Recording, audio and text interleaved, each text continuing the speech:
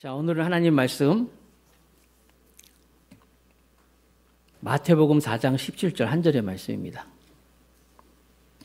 마태복음 4장 17절 한 절 제가 받들어 봉독합니다. 이때부터 예수께서 비로소 전파하여 이르시되 회개하라 천국이 가까이 왔느니라 하시더라. 아멘. 오늘은 신앙의 세 단계 이렇게 정해봤습니다. 마태가 들려주는 복음 이야기, 마태복음 이야기를 쭉쭉 나누고 있는데 지지난주에 예수님께서 이제 세례 요한에게 요단강에서 세례를 받으시고 그다음에 이제 광야에서 또 성전에서 이렇게 세 가지 사단의 시험을 받죠.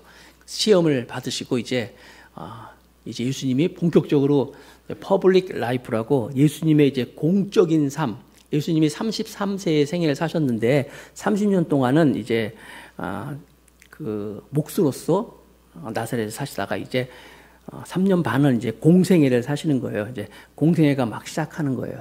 그런데 공생애가 막 시작하기 전에 오늘 안타까운 소식이 먼저 들려옵니다.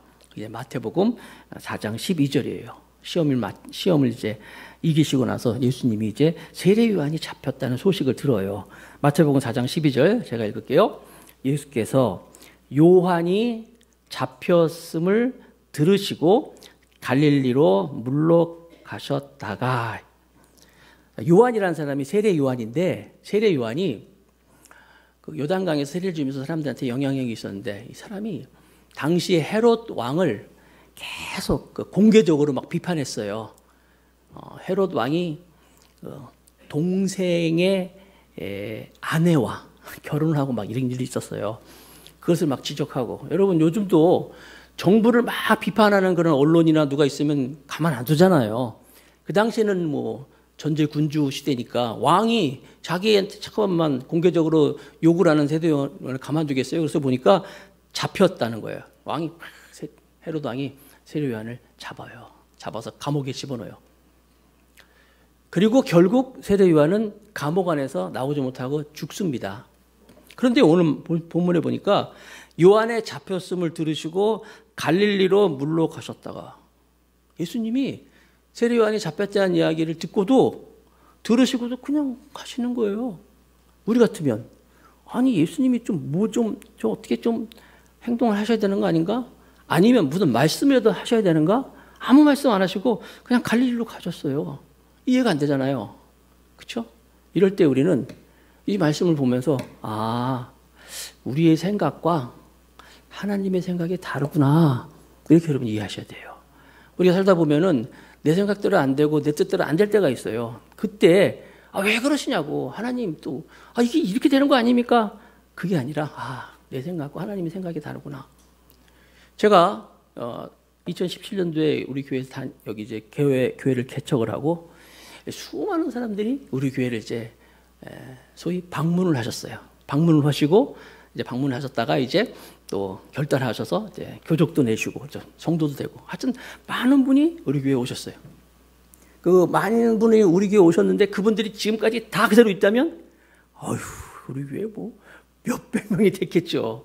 그런데 많은 분이 오셨지만 또 많은 분들이 교회를 떠나신 분이 계셔요. 그 중에는 이제 뭐 여러 가지 이유가 있죠. 여러 가지 이유가 있을까? 이사를 갔지, 뭐 사정상 간 분도 있고, 또 어떤 분은 솔직히 왜 갔는지도 모르겠어. 왔는데 가신 분도 있어요. 여러 분이 계셔요.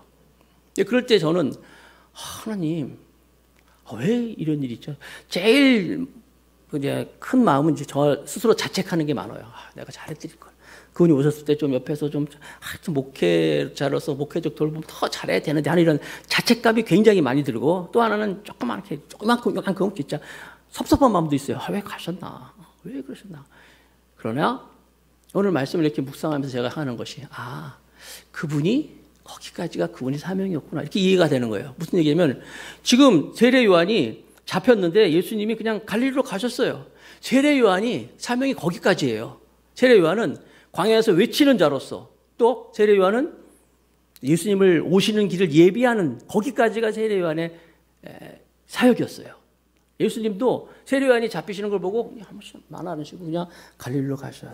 여러분들도 여러분 주변에서 일어나는 일 때로는 정말 막 하나님 원망할 때도 있어요. 하나님 이래 되는 걸 하는데 오늘 말씀을 보니까 내 생각과 하나님하고 생각이 다르구나. 하나님의 뜻이 있구나. 아, 그분은 사명이 거기까지구나. 세례 요한의 사명이 여기까지였구나. 이해할 수 있는 여러분 되시길 축복하겠습니다. 자, 그러면서 이제 예수님이 이제 본격적으로 사역을 시작하시는데 4장 17절부터 봅니다. 4장 17절에 이때부터라는 이 문장은 굉장히 중요한 것이 예수님의 사역에서 공간복음 여러 곳에 보면 예수님이 어떤 중요한 일을 시작하실 때 이때부터 이런 문장이 나와요. 굉장히 그 하나님의 사역을 하시면서 어떤 포인트가 될 때, 터닝 포인트가 될 때 이렇게 이제 이때부터 기록하고 있어요. 다시 읽을게요. 4장 17절. 이때부터 예수께서 비로소 전파하여 이르시되 회개하라 천국이 가까이 왔느니라 하시더라. 이때부터 예수님의 공생애, 아까 말씀드린 퍼블릭 라이프, 공생애가 이제 시작이 되는 거예요. 물론 여기 보면 이제 이사야 선지자의 말씀을 다시 인용해 오면서 예수님께서 이 갈릴리 지역에서 가버나움에 가시면서 갈릴리 지역에서 이제 활동하시는 모습이 이제 이사야가 이미 다 예언을 했거든요. 그 말씀을 이루시기 위함이다. 예수님이 말씀을 전하면서 그들에게 빛이 왔다. 빛이 전하였다. 빛이 이제 임하였다. 이런 말씀을 이제 더불어서 하시면서 이제 예수님의 사역이 시작되는 거예요. 자, 이때부터 중요한 것이, 자, 마태복음 16장 뒤로 쭉 가면요. 마태복음 16장 21절에 이런 말씀이 또 있어요. 이때로부터, 여기 또 이제 터닝이 일어나죠. 포인트가 있죠. 예수 그리스도께서 자기가 예루살렘에 올라가 장로들과 대제사장들과 서기관들에게 많은 고난을 받고 죽임을 당하고 제3일에 살아나야 할 것을 제자들에게 비로소 나타내시니. 그래서 이때로부터 굉장히 중요한 그런 순간이에요. 예수님의 사역이 이제 막 시작이 되는 겁니다.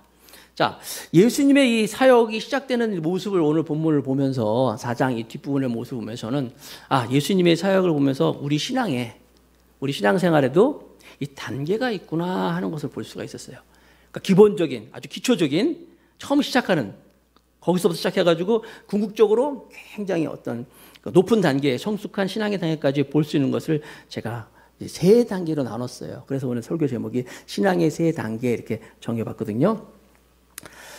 제일 먼저 여러분 그 유명한 청교도인 그 토마스 왓슨이라는 분이 이런 말을 했어요. 잘 들어보세요. 성도가 하늘나라로 가는 데는 필요한 두 날개가 있다. 우리가 성도가 하늘나라 가는 데는 두 날개가 있는데 하나는 믿음이고 하나는 회개다 이랬어요. 그러니까 믿음과 회개라는 것이 우리가 성도가 하늘나라에 가는데 필요한 날개다 그랬어요. 신앙의 첫 번째 단계는 뭐냐면 회개입니다. 회개. 죄에서 돌아서는 회개. 자, 회개. 오늘 예수님이 그래서 이 회개의 중요성에 대해서 그분이 사역하시면서 이렇게 외치시는 거예요. 아까 17절 읽었는데 다시 한번 같이 읽어봅시다. 다 같이. 자, 시작. 이때부터 예수께서 비로소 전파하여 이르시되 회개하라. 천국이 가까이 왔느니라 하시더라. 왜 수많은 메시지가 있는데 다른 많은 말씀도 있을 수 있는데 왜 예수님이 선포를 하시면 이제 사역을 시작하면서 제일 먼저 외치는 것이 회개하라라는 걸까? 회개가 그래서 예수님의 말씀의 시작이고 어떻게 보면 우리 신앙생활의 출발이고 미끄럼이고 여러분들 이렇게 여성들도 이 파운데이션입니까? 이렇게 기초하는 것처럼 제일 중요한 거예요. 메시지의 핵심이 회개부터 시작되는 거예요.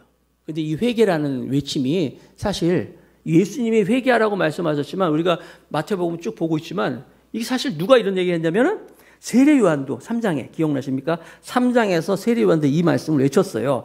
마태복음 3장 1절과 2절. 그때 세례 요한이 이르러 유대 광야에서 전파하여 말하되 다 같이 회개하라. 천국이 가까이 왔느니라. 회개하라.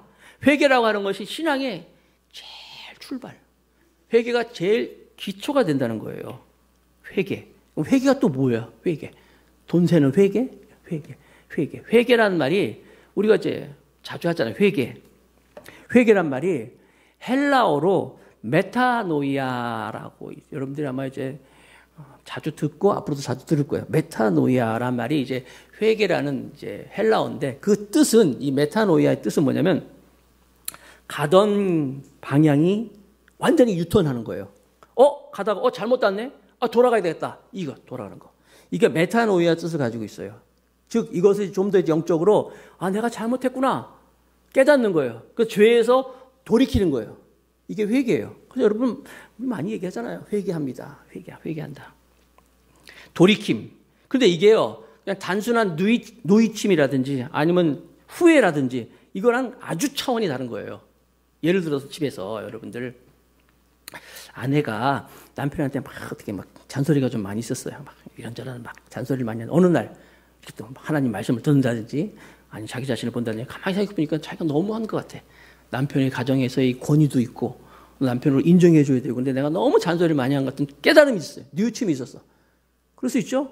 그래서 어느 날 남편한테 얘기하는 거예요. 여보 내가 너무 잘못했어. 당신 가장인데 남편의 권위를 내가 생각하지 못하고 너무 잔소리를 많이 했습니다 하고 이렇게 깨달음을 얘기해요. 자, 회개는 뭐냐면요. 자, 그렇게 깨달음을 얘기하고 자기가 잘못했다고 얘기했죠. 그게 회개가 아니에요. 진정한 회개는 뭐예요? 앞으로 어떻게 해야 돼요? 하지 말아야 돼. 잔소리 하지 말아야 돼요. 이제 앞으로는 격려하고 막 할 때도 이게 완전히 돌이키는 게 회개예요. 실컷 얘기하고 깨달았고 뉘우쳐놓고 똑같이 간다. 그러면 회개가 아니라는 거예요. 그러니까 예수님이 말씀하신 이 회개는 뉘우침을 넘어서는 거예요. 예수님이 회개하라. 천국이 가까웠다. 회개하라. 그래서 아까 말씀 그 청교도 토마스 왓슨이라는 사람이 그 믿음과 회개가 중요하다고 두 날개라 그랬잖아요. 그분이 참 좋은 이야기를 했어요. 회개는 죄를 보고 슬퍼하고 고백하는 데서 멈추는 것이 아니라 죄를 부끄러워하고 미워하면서 그 죄에서 돌이키는 것까지 가야 한다. 이게 성경적인 회개라는 거예요. 내가 잘못했다고 지금 미안하고 정말 뉘우치는 것을 미워해야 돼요. 그걸 굉장히 부끄러워해야 돼요. 다시는 그러지 말아야 된다. 이게 회개라는 거예요. 그럴 때 죄에서 그런 거에 그것이 바로 죄라는 것을 앞에 놓고 죄에서 돌이키는 것, 회개. 이게 신앙의 가장 기초예요. 여러분 그래서 믿음 생활 오래 하신 분들, 신앙생활 하신 분들 그분들에게 신앙생활 하시면서 믿음 생활 하면서 가장 믿음이 막 좋았을 때 가장 막 열정적으로 마음이 막 하나님의 마음이 되었을 때가 언제예요? 라고 물어보면 대부분 다 그렇게 얘기할 거예요. 내가 가장 많이 울었을 때야. 가장 많이 울었을 때, 하나님 앞에서 많이 울었을 때라고 다 얘기할 거예요. 그러면 그때 내가 하나님 아버지 앞에서 가장 많이 울었을 때가 어떤 마음이었을까요? 내가 예수님을 진정으로 만나고 보니까 정말 내가 어떤 존재인지 내 잘못도 깨달아지고 하나님의 은혜에 엄청나게 깨달아보니까 그냥 눈물이 엄청나게 나요. 그래서 여러분 신앙생활 오래 하신 분들한테 보면 가장 신앙심이 깊고 하나님 마음이 가득할 때는 가장 눈물을 많이 흘렸을 텐데 그때가 언제냐면 바로 깨달음이 있을 때예요. 그래서 그냥 어느 순간 하나님 은혜 앞에서 내가 죄인이구나, 내가 얼마나 나쁜 사람이구나, 하나님의 은혜가 얼마나 큰가를 깨달아가지고 막 펑펑펑 울면서 쓰는 거예요.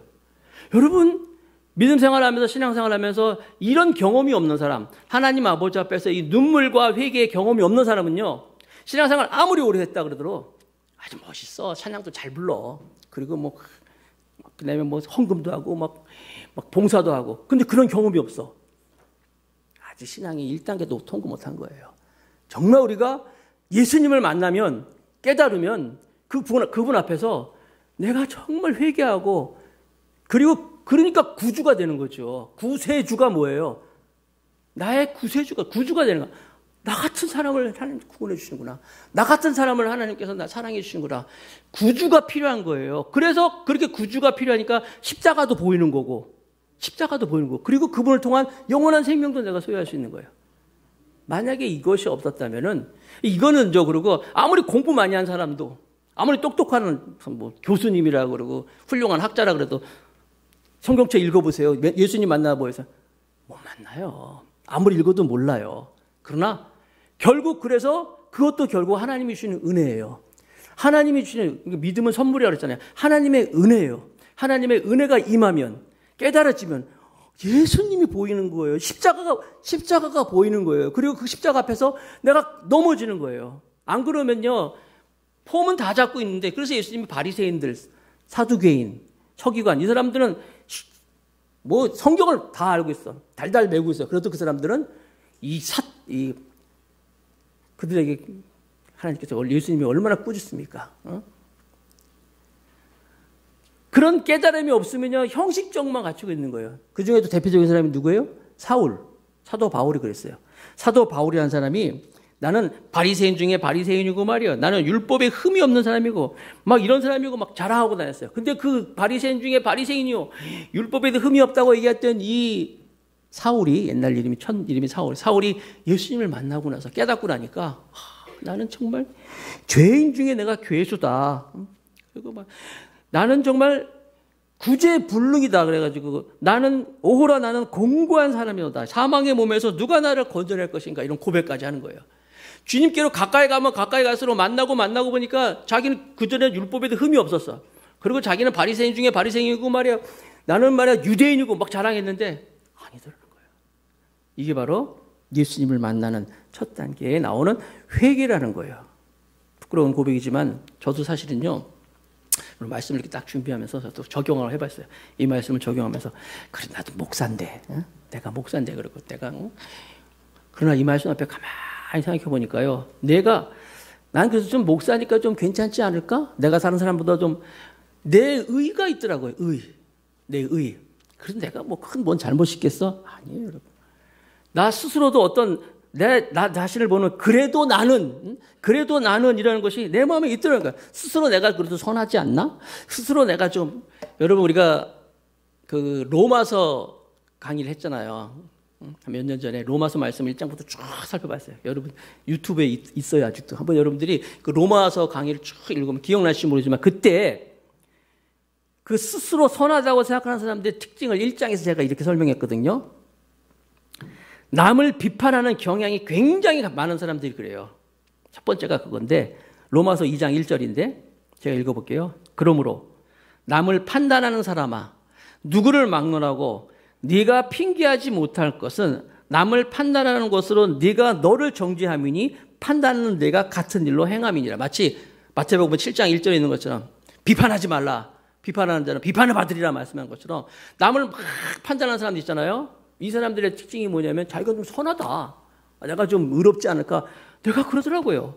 그때 제가 말씀드렸잖아요. 남을 비판하는 경향이 강한 사람이 있고, 또 두 번째로 자기 죄에 대해서 둔감하고, 또 자기의 형통이 내가 뭐 잘 되는 것이 내가 좀 선하기 때문에 그 선의 대가로 착각하는 것, 그리고 자기의 선이 하나님 앞에서 얼마나 무가치한 것이고, 자기의 내가 좀 선하다고 생각하는 그런 것들이 얼마나 무의미하고 무가치한 것을 모른다는 것이고, 자기 양심을 은근히 속이고 있고, 하나님의 심판이 얼마나 무섭고 준엄한 것을 모르기 때문에 그런 것이다. 안다면 그럴 수 없을 것이다 말씀하셨는데, 바로 이런 내 의가 있더라고요.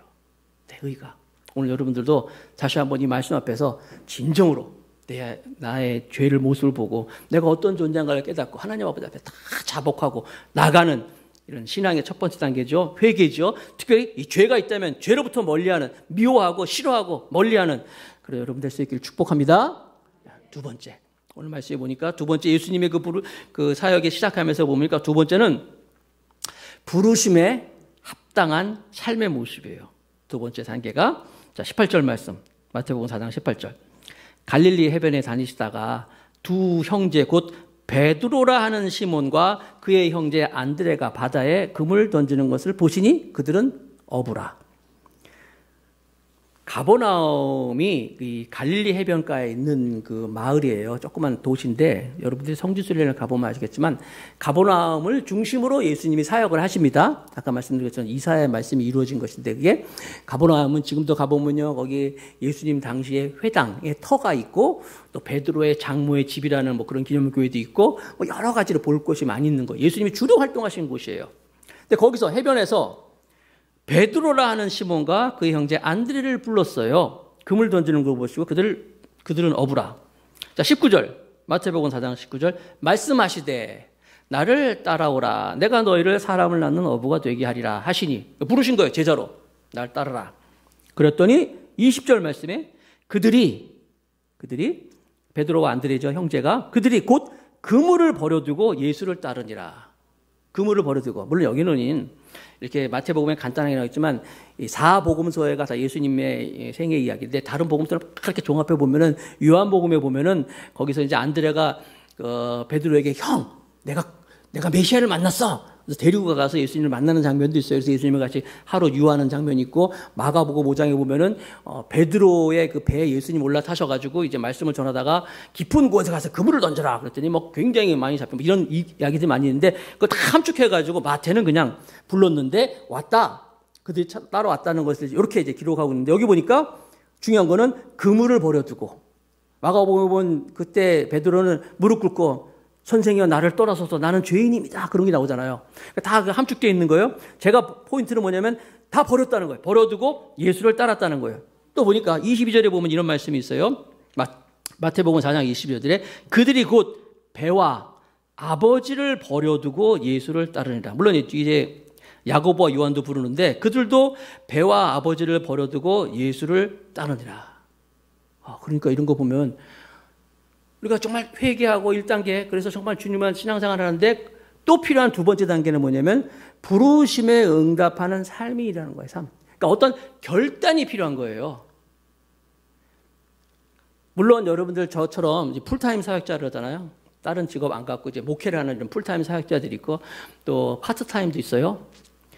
그런 분들도 있지만 여러분들도 예수님이 내가 예수를 믿고 그 다음 단계에 가서는 여러분도 어떤 그 삶에서 부르심에 응답하는 그런 모습이 있어야 된다는 거예요. 2단계죠, 그게. 그러니까 내 안에 예수님 믿어. 믿겠습니다. 예수님을 나의 구주로 영접합니다. 이걸 이제 내재된 믿음이라 그래요. 무슨 믿음? 내재된, 내 안에 있는 믿음이에요. 이 믿음이 그냥 여기만 있어야 할 것이 아니라 이게 바깥으로 좀 나와야 된다는 거예요. 보여준다는 거예요. 특별히 저 같은 경우는 이제 목회자 아닙니까? 특히 목회라는 사람들 같은 경우는요, 하나님의 일을 함에 있어서 정말 다 여기 나와 있는 것처럼 그물을 버려두고 배와 아버지를 버려두고 다 그러고 가는 사람들 아니에요? 여러분 그 길을 아세요, 여러분? 제가 전에 있던 교회에서 그 부교육자로 있으니까 이제 물론 지금은 이제 조금 담임 목사로 있기 때문에 이제 이 책임감은 있어요. 책임감에 무게감은 있지만 그래서 조금 여유는 있는데, 왜냐하면 내가 크게 교회에서 눈치 볼 없잖아요, 윗사람이. 그런데 전에 있던 교회에서는 부교육자였기 때문에 항상 그 윗분에 대한 그런 게 있고 의식하는 게 많이 있었고 또 성도들도 있고 또 위치가 있기 때문에, 그러다 보니까 정말 일만 열심히 하다 보니까 가족들한테 좀 소홀할 때가 많이 있었어요. 그래서 이제 가족들하고 이제 어렵게 오죽하면 그냥 우리 집에서 그냥 우리 집 좀 신방 좀 해주세요. 남만 신방하자고 그래가지고 이제 약속해 가지고 이제 막 가족 여행을 딱 가는 거예요. 가족 한 번에서 정말 기분 좋게 가족들에게 시간하기 위해서 딱 여행을 갔는데, 여행 출발한 첫날, 그것도 첫날 월요일 날 가서 막 신나게 이제 막 가족 재밌게 하는 그 순간에 전화가 딱 여보세요 했더니 세상에 그 교회 제가 청년을 담임하고 있었는데 청년을 담임할 때 그 자매가 목사님 무슨 말이야, 목사님 지금 참 곤란한 일이 생겼더니 무슨 일이 됐지? 그 집이 이제 쌀집을 하는데 아니 어떤 분이 교회에서 선교를 한다고 내 이름 막 대면서 김현규 목사님 아시죠? 잘 알죠, 우리 청년 목사님들. 선교를 가야 되는데 지금 쌀이 필요하다는 거야. 그래서 쌀을 좀 구할 수 있습니까? 그랬더니 쌀집 하니까 좋잖아요. 쌀 있다고 그랬더니 쌀을 좀 우리가 좀 구입해야 되겠는데 지금 갖고 있는 게 500, 그 당시에 이제 수표가 있었어요. 지금 이제 5만 원권이 나와서 그렇지만 그 당시 이제 5만 원권 넣었을 때이기 때문에 수표가 있기 때문에 수표가 500만 원짜리 수표라는 거예요. 쌀을 구입하면 한 200만 원 정도 쌀을 구입할 수 있는데 500만 원짜리 받기 때문에 300만 원 이제 거스름 돈을 좀 가지고 오세요. 나머지 200만 원 우리가 사야 되기 때문에 빨리 이제 그 교회 마당으로 와주십시오. 이런 얘기를 들었다는 거예요. 이 자매가 좀 너무 착했는지 아니면 어리숙하겠지 그 얘기 듣고 그냥 300만 원 들고 막 간 거예요. 막 교회 가가지고 그 사람을 만나가지고 이제 300만 원 주고 이제 쌀 가져오면은 내가 이제 그 나머지 500만 원도 줄 것이고 쌀도 받고 그럴 테니까 그렇게 하라고 보냈대. 그리고 가서 이제 엄마 아빠한테 얘기해가지고 물론 이제 300만 원도 부모님이 갖겠죠.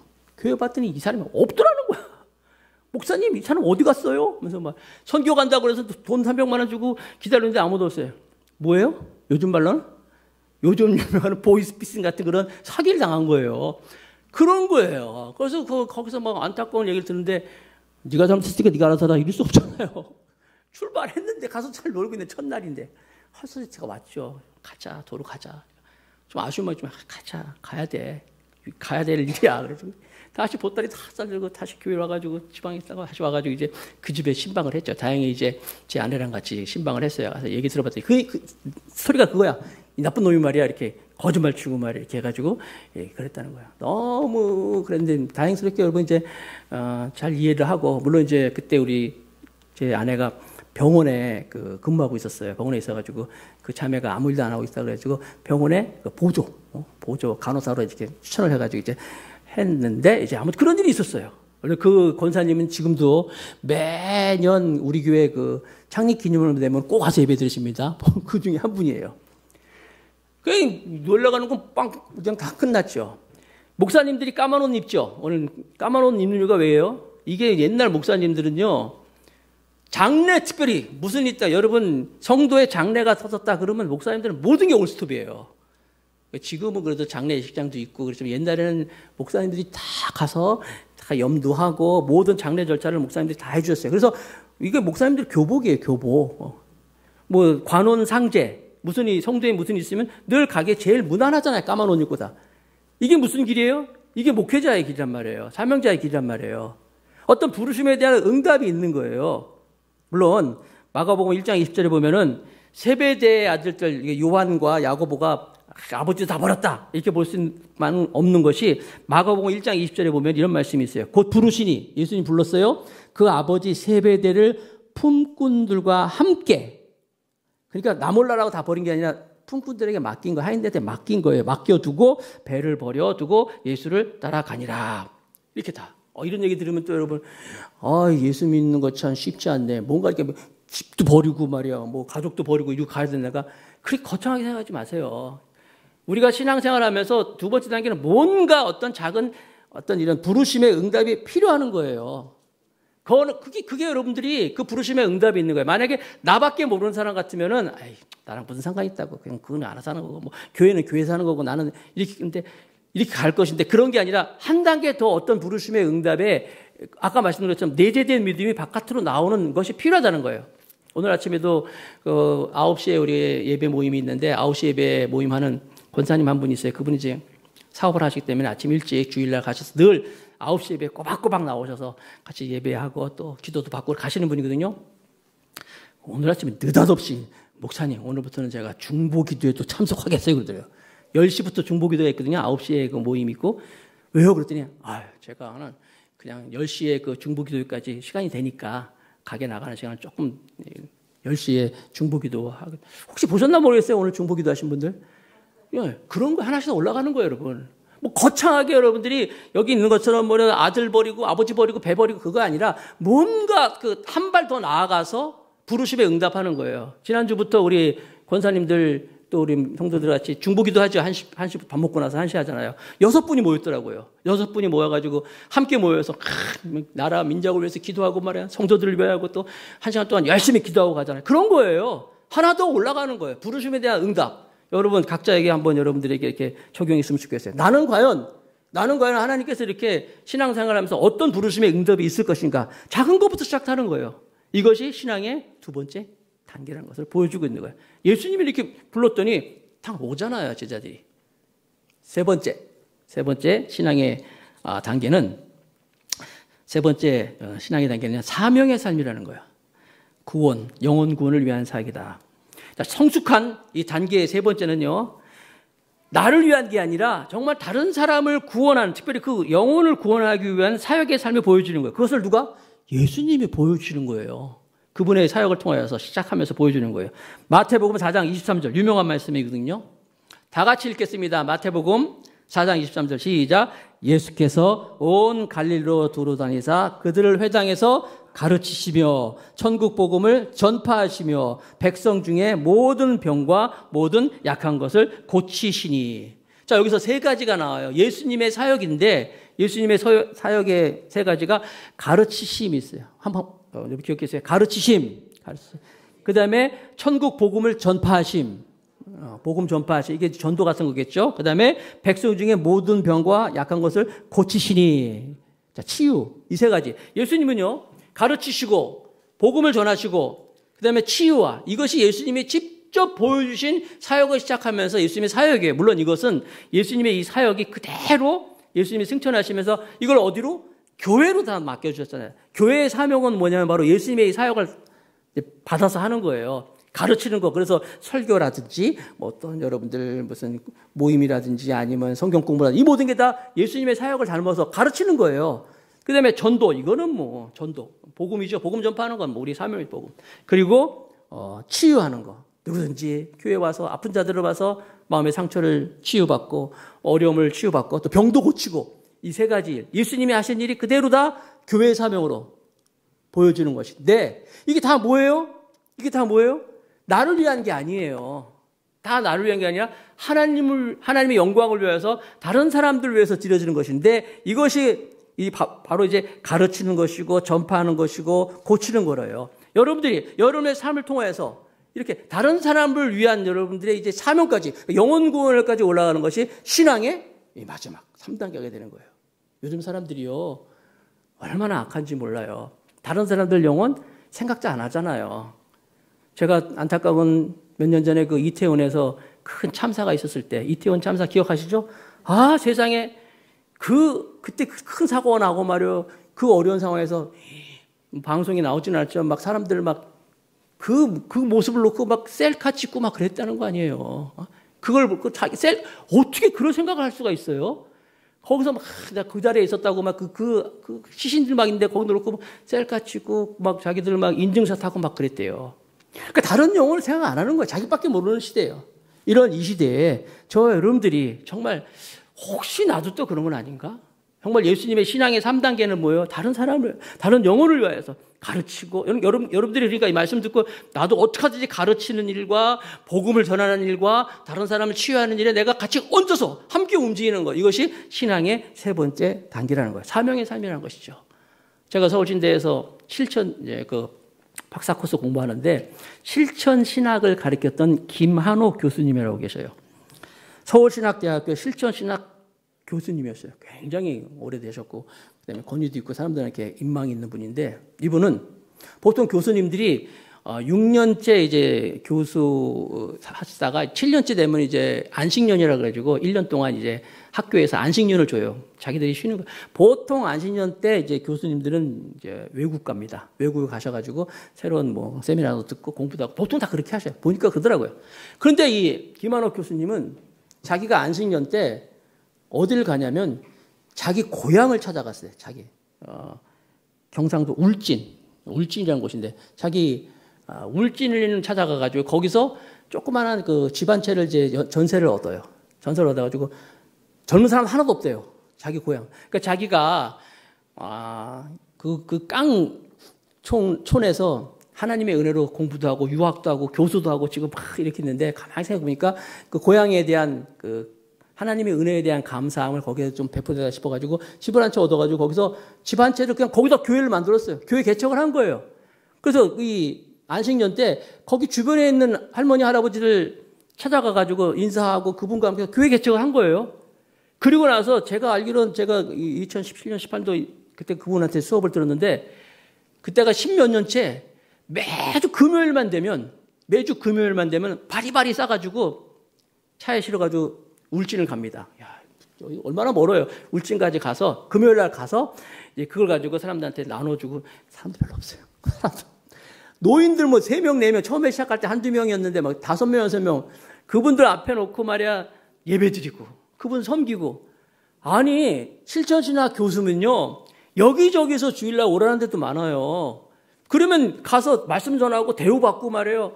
얼마나 또 유명한 분이신데 사람들 존경받는데 다 포기했어요. 그런 거 안 하고 그냥 자기 고향으로 금요일만 되면은 그래서 그때 스타렉스 차를 사가지고 제가 있을 때만 해도 스타렉스 차 샀다고 말해요. 하면서 아니 교수님이 스타렉스 거기 가려니까 짐이 많이 필요하고 사람들 태워야 되니까 좋은 차 타고 해야 할 건데 그런 거 다 포기하고 그냥 스타렉스 차를 구입하셔가지고 바리바리 싣고가지고 섬기고 하더라고요. 그리고 그분은 그래 나는 은퇴하면은 난 여기 와서 할 거라고 여기서 이거 할 거라고. 이게 여러분 영혼 구원을 위한 사람 많지도 않아요. 2명, 3명 매주 오셔가지고 그 있었던 황당한 이야기들 할머니 할아버지들 이야기들 들려주시면서 하더라고요. 하나님이 교회 크게 했다고 아유 잘했다. 사람들한테 막 유명한 목사다 잘했다 그럴 것 같아요. 단 한 명이 앞에 있더라도 그 한 사람을 앞에 놓고 가르치고 복음을 전하고 치유하고 이게 하나님의 일을 보여주고 있는 거예요. 그렇게 그 사람들을 헌신하고 애쓸 때 그 수고를 하나님이 모른다 하지 않습니다. 시편 56편 8절 볼까요? 나의 유리함을 주께서 계시하셨사오니 다 같이 나의 눈물을 주의 병에 담으소서 이것이 주의 책에 기록되지 아니하였나이까. 여러분 우리가 세상을 위해서 흘리는 눈물은 다 어떻게 가는지 모르지만 정말 영혼을 위하여서 하나님을 위해서 눈물을 흘릴 때 나의 눈물을 주의 병에 담으소서 하나님이 다 담아준다는 거예요. 그 세인케이 비치의 그 쿼바디스라는 그 책이 있는데 그 책이 영화로도 나왔잖아요. 그래서 그 영화에 보니까 쿼바디스라는 영화에 보면은 그 네로 황제가 로마를 확 불질러 놓고 말이에요. 자기 시상이 떠오르지 않는다고 어떤 자극이 필요하다고 해서 로마를 불질러 놓고 말이야. 불타는 로마를 보면서 막 시를 막 쓰잖아요. 그래서 눈물병 갖고 와라. 얼마나 추악합니까? 세상의 눈물은 그럴지 모르지만 정말 하나님을 위하여서 하나님의 영광을 위해서 복음을 위해서 눈물을 흘리면 나의 눈물을 주의 병에 담아서 주님이 다 기억하신다는 거예요. 자, 말씀을 맺겠습니다. 자, 여러분들이 한번 생각해 보세요. 오늘 예수님이 사역을 막 시작하시면서 단계를 제가 살펴봤잖아요. 내가 아직까지 난 회개를 몰라? 하나님 아버지의 진정한 눈물이 없어서 그분은 아직도 1단계예요. 그리고 더 나아가서 정말 예수님이 날 부르심에 대한 예수님의 그 부르심에 대한 제자들의 응답을 보면서 부르심에 대한 내가 어떤 응답을 보이고 있는가. 더 나아가서 하나님의 영광을 위해서 하나님의 영혼 구원을 위해서 내가 내 삶을 드리고 있는가. 이렇게 나아간다면 여러분들의 삶을 통하여서 하나님의 영광이 가득할 줄로 믿습니다. 말씀대로 살아가는 우리 모두가 되길 주님 이름으로 축복하겠습니다.